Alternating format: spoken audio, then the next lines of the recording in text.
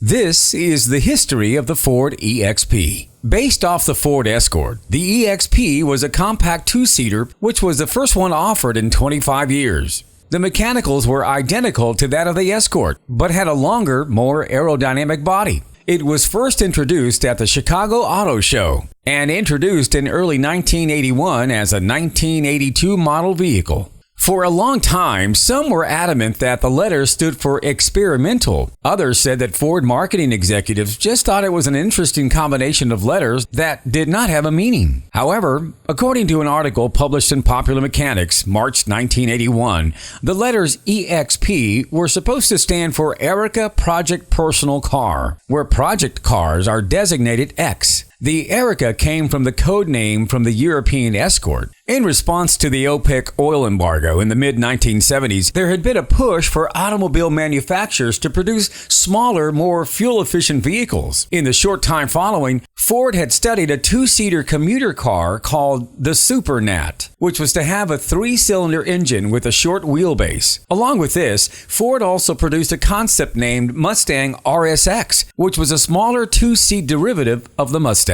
Lee Iacocca leadership at Ford had previously introduced one of its most successful cars, the Mustang. The Mustang originally was no more than a Falcon with a different, more sports car-like body. Similarly, Ford would adapt their newest economy cars, the Ford Escort and Mercury Lynx, by putting a sporty body on top and removing the rear seats to produce the EXP and LN7. The EXP's rakish, non-boxy body rode on the Escort's 94.2-inch wheelbase, with that car's front-wheel driving running gear, four-wheel independent suspension, and dashboard. The EXP was longer, lower, and sportier than the Escort. Performance wasn't the car's strong suit, however, since the EXP weighed about 200 pounds more than Escort but carried the same small 1.6L CVH i4 engine rated at 70 horsepower and a standard 4-speed IB4 manual transaxle. Nevertheless, the March 1981 issue of Car and Driver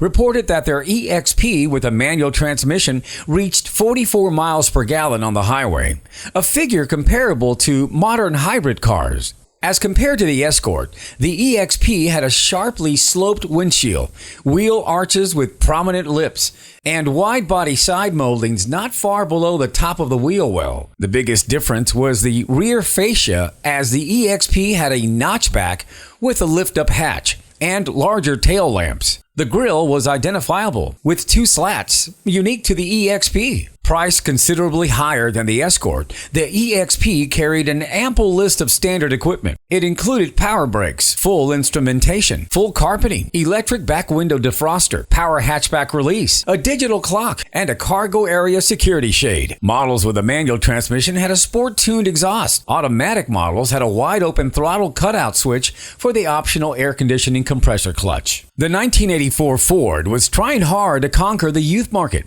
especially the affluent young motorists, with offerings such as the Mustang SVO, Thunderbird Turbo Coupe, and the new EXP Turbo Coupe. The turbocharged 1.6L CVH engine, available for the Escort and EXP, featured a high-lift camshaft and EEC4 electronic controls. It delivered boost up to 8 psi, raising power to 120 horsepower, a gain of some 35% over the naturally aspirated models. The Turbo Coupe had a unique front air dam and rear deck-lit spoiler, with a taped turbo badge on the rear bumper. It also had two-tone paint with a black lower section, a unique C-pillar applique featuring the EXP lettering, black wheel flares, and black rocker panel moldings. The reworked Escort had appeared as a mid-year 1985 model, but the restyled EXP wouldn't arrive until later in the 1986 model year. After a brief absence from the lineup, the EXP returned with a sleek new front-end design, including an air dam and flush-mounted headlamps. The new EXP also acquired the LN7's bubble hatch. Otherwise, the new four-window coupe design looks similar to the original EXP at the rear, but markedly different up front. Gone were the distinctive frog eye headlights, replaced by flush-mounted headlamps with wraparound marker lenses and parking lamps mounted below in the bumper region alongside a wide center slot. Ford's blue script oval stood prominently above a single slot grille. Large EXP recessed lettering was easy to spot on the wide C-pillar. Wraparound full-width tail lamps, split by the license plate's recessed housing, were divided into upper, lower segments and tapered downward to a point on each quarter panel. The luxury coupe had a throttle body injected version of the 1.9L engine rated at 90 horsepower, along with a tachometer and trip odometer, reclining low back bucket seats trimmed in cloth, vinyl, or all vinyl, AM/FM stereo radio, overhead console, and left remote mirror. A fuel-injected high-output version of the 1.9L CVH engine rated at 106 horsepower went into the sports coupe, which also had special handling components. From the beginning, sales of the EXP were never as strong as the marketing executives had hoped they would be. By the late 80s, insurance rates on two-seater cars were also rising. An additional and totally unrelated situation faced by Ford may have also hastened the demise of the EXP. In 1982, with the economy still in recession, Ford began work on what was to be the new fourth-generation Mustang. The goal was to replace the rear-wheel drive muscle car design with the sleek, fuel-efficient front-wheel drive design of tomorrow. It was also an attempt to counter General Motors' GM80 plan, which was to offer a front-wheel drive Chevrolet Camaro and Pontiac Firebird by 1990. When Mustang loyalists got wind that Ford was planning to drop their beloved pony car in favor of a Japanese-derived front-wheel drive car, criticism quickly mounted against it. The current Mustang sales began to rise, and the future of the rear-wheel drive Mustang was no longer questioned. With easing gas prices, and under the strain of a massive letter-writing campaign from Mustang enthusiasts, Ford reconsidered the decision. By this time, Ford had invested a significant amount of time and money in the new design, and they were unwilling to simply cut their losses and scrap it. With the upcoming dealer debut already planned for August 1987, Ford turned to its inventory of already owned names.